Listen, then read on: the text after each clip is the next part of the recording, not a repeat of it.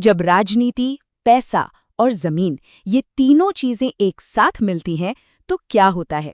आज हम महाराष्ट्र की राजनीति में हलचल मचा देने वाले एक ऐसे ही सौदे की गहराई में उतरेंगे जिसमें एक बड़ा राजनीतिक परिवार शामिल है और सवाल है पूरे 1800 करोड़ रुपयों का।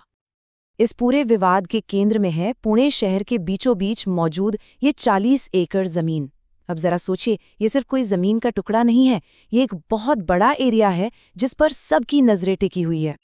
ऑफिशियल पेपर्स पे मतलब कागजों में इस सौदे की कीमत दिखाई गई है लगभग 300 करोड़ रुपए। लेकिन क्या यही पूरी सच्चाई है?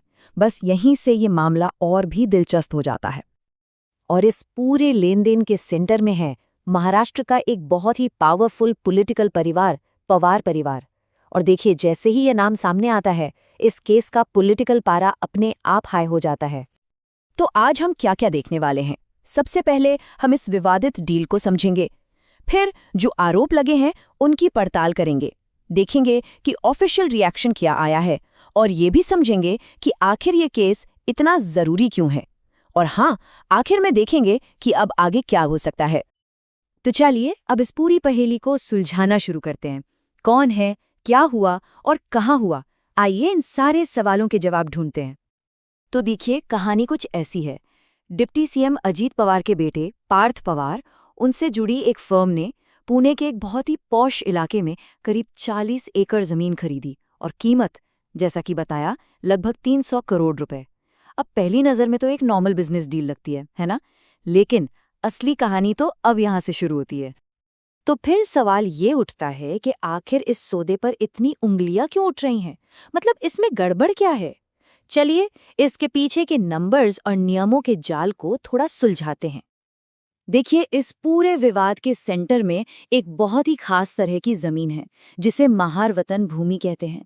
ये कोई आम जमीन नहीं है, ये असल में सरकार की जमीन होती है और इसे बेचने के नियम इतने सख्त हैं, इतने सख्त कि इसे किसी प्राइवेट पार्टी को बेचना लगभग नामुमकिन है। और यहीं पर आता है सबसे हैरान करने वाला आंकड़ा, कीमत का ये जबरदस्त अंतर।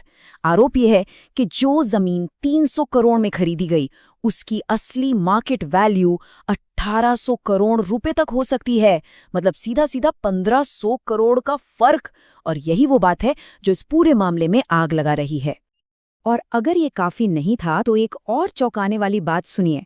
खबरों के मुताबिक इस करोड़ों की डील के लिए स्टैम्प ड्यूटी कितनी दी गई? सिर्फ 500 रुपए। जी हाँ, आपने सही सुना, सिर्फ 500 रुपए। अब ये आंकड़ा इतना कम है कि ये साफ साफ किसी बड़ी गड़बड़ी की तरफ इशारा कर रहा है। अच्छा, इतने गंभीर आरोप लगने के बाद सरकार की तरफ से क्या हुआ? चलिए देखते हैं कि इस मामले में जो मुख्य लोग हैं उनका और सरकार का क्या कहना है। तो महाराष्ट्र सरकार ने फौरन एक्शन लिया। सीएम देवेंद्र फडणवीस ने जांच के लिए एक कमेटी बना दी है। सिर्फ इतना ही नहीं, एक सब रजिस्ट्रार समेत रेवेन्यू डिपार्टमेंट के कुछ अधिकारियों को सस्पेंड भी कर दिया गया है। मतलब सरकार ने भी इस मामले को शुरू से ही गंभीर माना है। तो एक तरफ तो सरकार जांच बिठा रही है और वहीं दूसरी तरफ डिप्टी सीएम अजीत पवार ने इस पूरे मामले से खुद को बिल्कुल अलग कर लिया है। उन्होंने साफ साफ कहा है कि इस डील से उनका कोई कनेक्शन नहीं है और वो किसी भी तरह का गलत काम बर्दाश्त नहीं करेंगे। लेकिन ये कहानी सिर्फ एक जमीन के सौदे की नहीं है, ये मामला उससे कहीं ज्यादा बड़ा है। इसके तार सीधे सीधे हमारे गवर्नेंस सिस्टम और पब्लिक के भरोसे से जुड़े हुए हैं। ये केस कई बड़े सवाल खड़े करता है, जैसे क्या पावरफुल लोगों की भी कोई जवाबदेही होती है? सरकारी जमीनों की डील्स में कितनी पारदर्शिता है? क्या ये सत्ता के गलत इस्तेमाल का मामला है? और सबसे जरूरी, क्या इस केस की वजह से हमारे लैंड लॉज में कोई सुधार आएगा? तो अब हम आते हैं सबसे बड़े सवाल पर। इस कहानी में आगे क्या होने वाला है और वो कौन से सवाल हैं जिनका जवाब मिलना अभी बाकी है?